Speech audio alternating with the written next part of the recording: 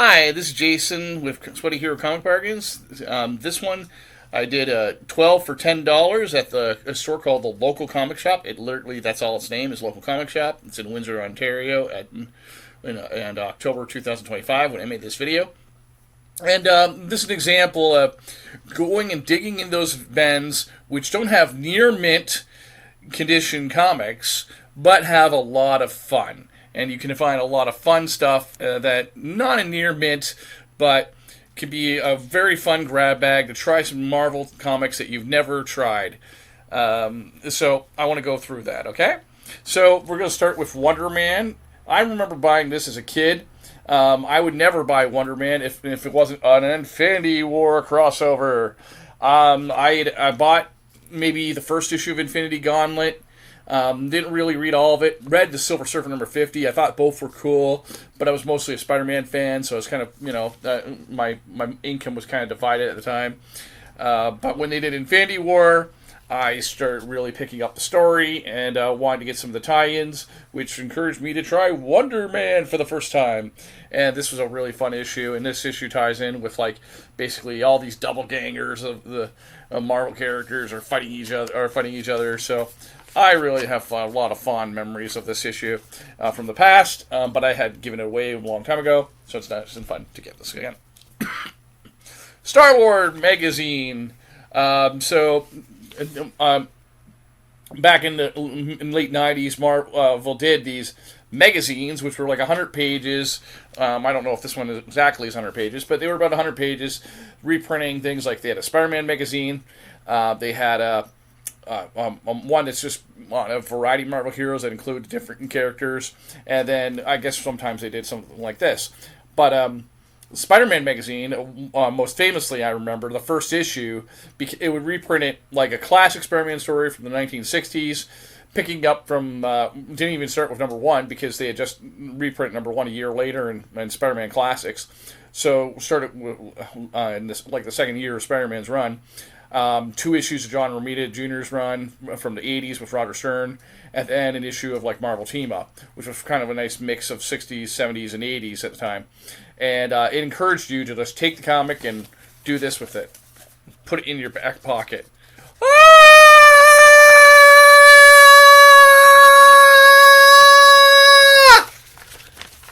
This comic was $1, and it was already in this condition before, so hey, why not?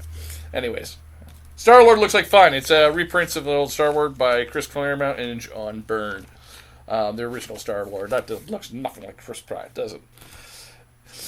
Got an issue of Avengers Spotlight, which is kind of cool because this I've never really gotten into Avengers back in the 80s and 90s, but because of the movies, now I can go back and look at some of these characters, like in this case the Black Knight and Hawkeye. So I believe, if I'm correct, it is so yeah, that's kind of cool. MC2 was one of my favorite runs that I wish lasted a lot longer. Started as an issue of What If, which was what if the baby lived, Peter and Mary Jane. Yes, Mary Jane and Peter did technically have a baby in the 90s. They kind of retconned that out by using one more day as an excuse. But that there was a what if story. What if she grew and became the daughter of Spider-Man and became Spider-Girl as a 15-year-old girl. And they were so popular they started Spider-Girl, of course, which is my favorite Spider-Girl over Spider-Gwen. What a dumb name. Sorry.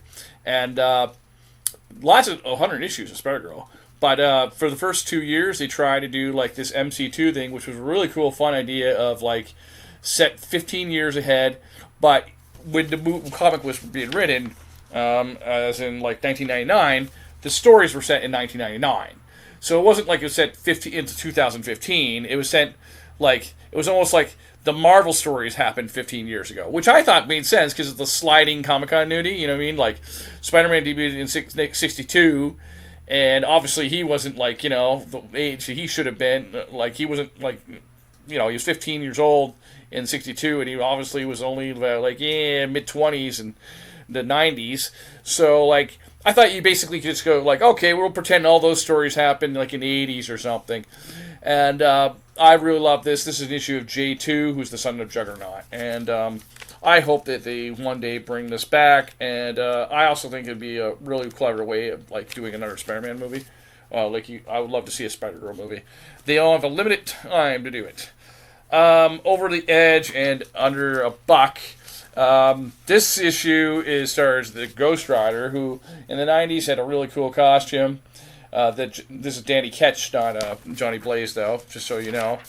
But Over the Edge is like a series of just what back in that time comic books were increasing in price, so they had these sort of anthology series that were just single self-contained stories for newsstand readers that they could just buy for $1 to try new stuff. So they had like Untold Tales of Spider-Man, which was set in the past, obviously, but could give people a jumping on point on Spider-Man during the Clone Saga.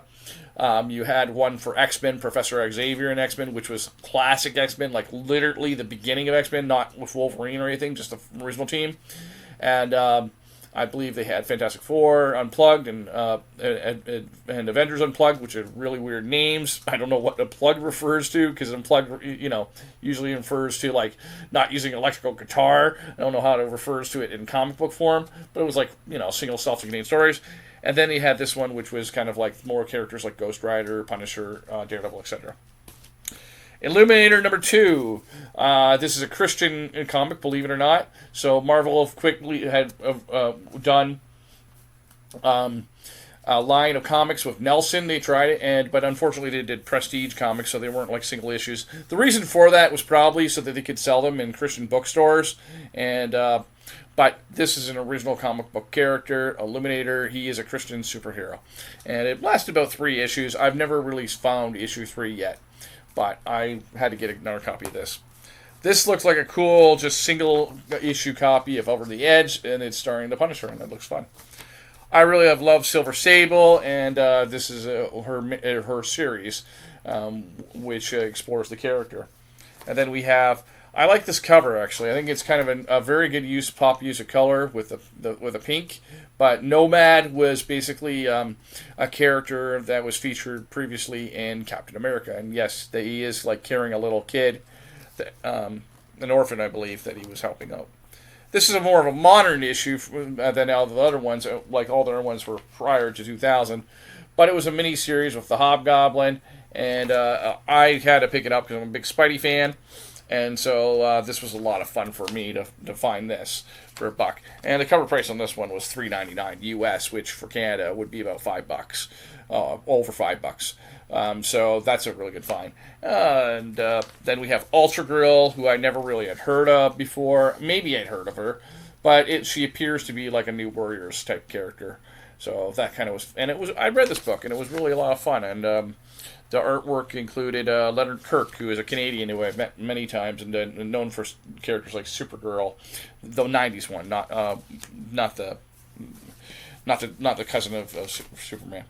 And then finally, this is the gold for me: Amazing Spider-Man 260, a book that'd be, if I had bought it in mint condition, would be about $25. Yes, on the back it's kind of like really rough shape. Yes, it's a reading copy. But if I'm just trying to fill a hole in my collection so that I can have as many of the Amazing Spider-Mans as I can get, you can't go wrong. And that's why I say, go look for some comics that are not in near mint, but they're marvelous. Thanks. Bye.